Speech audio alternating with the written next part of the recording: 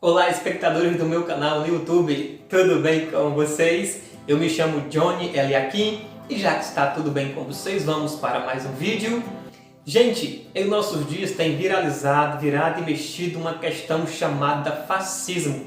Nós vemos nas redes sociais a degladiação de pessoas, inclusive dizendo que o governo que aí está é fascista, mas às vezes nós, por ignorância, não é verdade?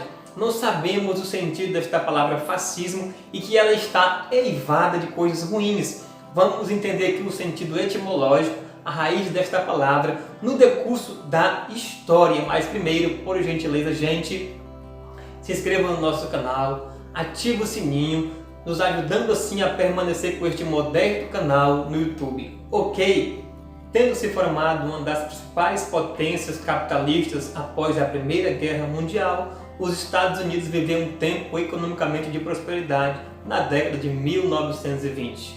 O país norte-americano vivia o seu tempo de glória, tempo de clamor, de euforia por causa do consumo, visto que, depois da Primeira Guerra Mundial, os países da Europa estavam quebrados e os Estados Unidos, que não tinha nada a ver com a coisa, estava em ascensão economicamente falando.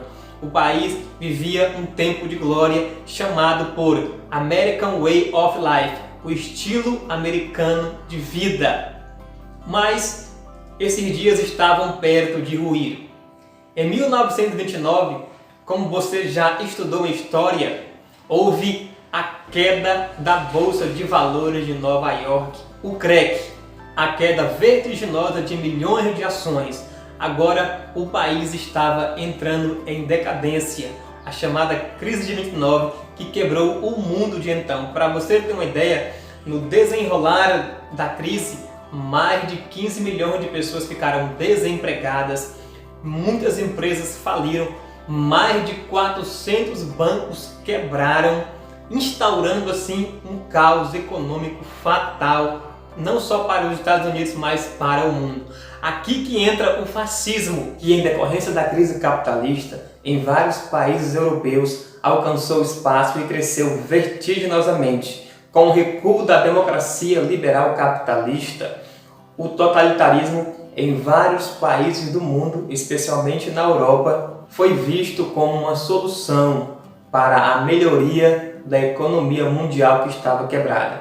Por exemplo, a burguesia, os industriais, os comerciantes, que antes apoiavam a democracia, a elite, a classe burguesa, agora viu como uma solução o totalitarismo de homens que se apresentavam como Mussolini, Hitler e outros para solucionar os problemas da economia de seus países. A crise capitalista também trouxe essa discussão, essa divisão de classes, cada vez mais a luta estava ali cerrada e trazendo assim também muitos outros problemas sociais. Infelizmente, grande parcela da classe dominante apoiou a ascensão dos regimes totalitaristas que prometiam impor disciplina e ordem na sociedade. Entre os exemplos mais significativos de totalitarismo está o fascismo na Itália e o nazismo na Alemanha. Após a Primeira Guerra Mundial, a Itália enfrentou o saldo dolorido do conflito, 700 mil mortos e 500 mil feridos e uma grande dívida contraída junto aos Estados Unidos e à Inglaterra. Neste momento, a situação da Itália era crítica.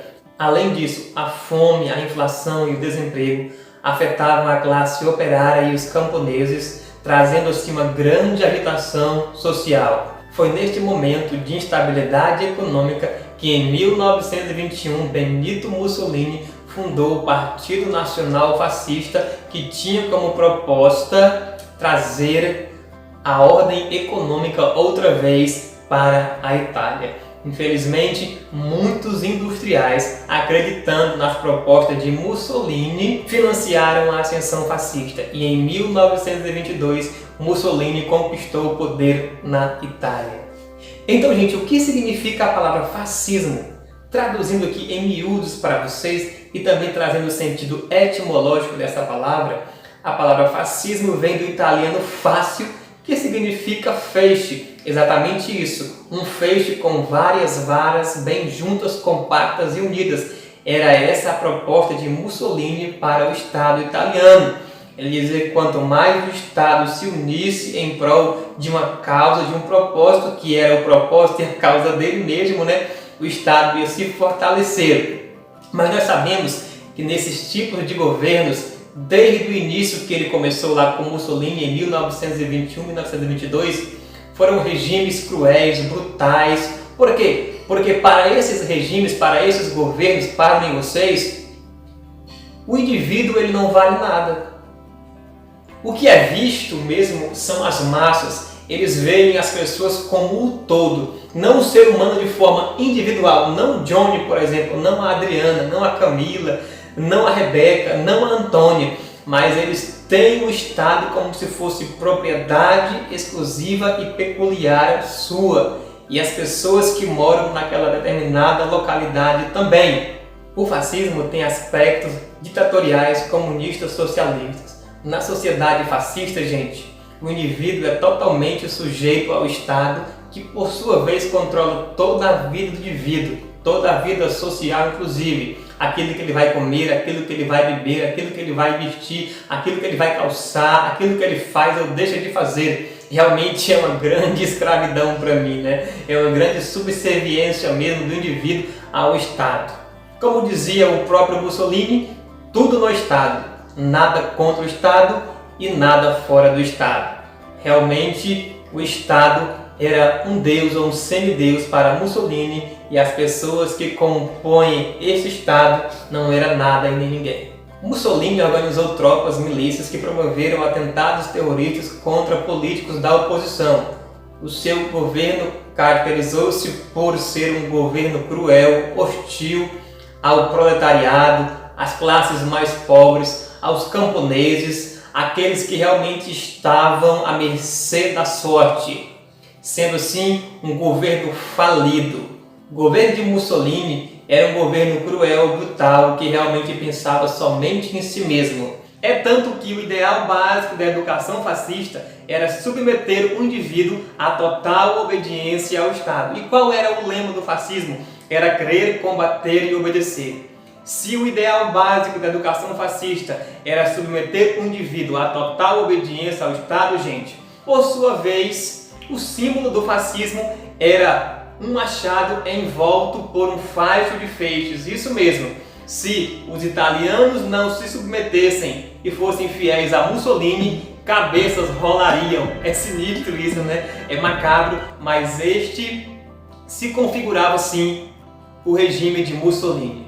E hoje, gente, será que existem esses governos totalitários, fascistas? Algumas pessoas dizem que o presidente que está é um fascista, mas como nós observamos aqui hoje o sentido etimológico, a origem dessa palavra, nós vamos ver que esses regimes fascistas totalitários, eles detêm o seu povo na miséria, no cabresto e regulam toda a vida social do indivíduo. Nós podemos observar alguns governos assim hoje, por exemplo, a Coreia do Norte, de Kim Jong-un, vemos ali a República Federativa do Congo, vemos aqui do lado aqui a Venezuela, meu Deus, vemos ali os indivíduos na pobreza, enquanto o presidente estava lá em Dubai, almoçando nos melhores restaurantes, o povo estava comendo carne de cachorro. Então esses são alguns regimes cruéis, brutais, totalitários, que detêm o seu povo na miséria e regulam toda a vida do indivíduo. E esses regimes nós não podemos jamais louvar. Longe do Brasil esse tipo de governo, porque nós sabemos que o totalitarismo, o fascismo, o comunismo, o socialismo, ditadura são tipos de governos falidos, atrasados. O que é bom mesmo é a democracia, e nós devemos louvar a democracia, porque nós temos o direito de ir e vir, nós temos liberdade. É por isso que o Brasil jamais será um país fascista, totalitário. Por quê, gente? Aqui eu explico por quê.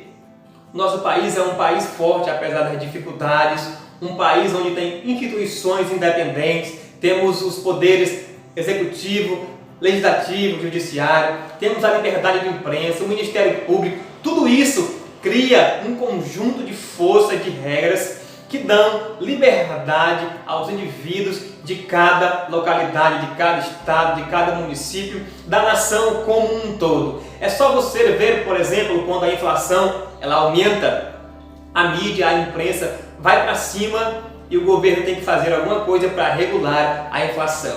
Esses são somente alguns exemplos e se você gostou deste vídeo, deixe seus comentários, assistam outros vídeos nossos também. Foi muito bom estar com vocês neste vídeo. Que Deus abençoe a todos.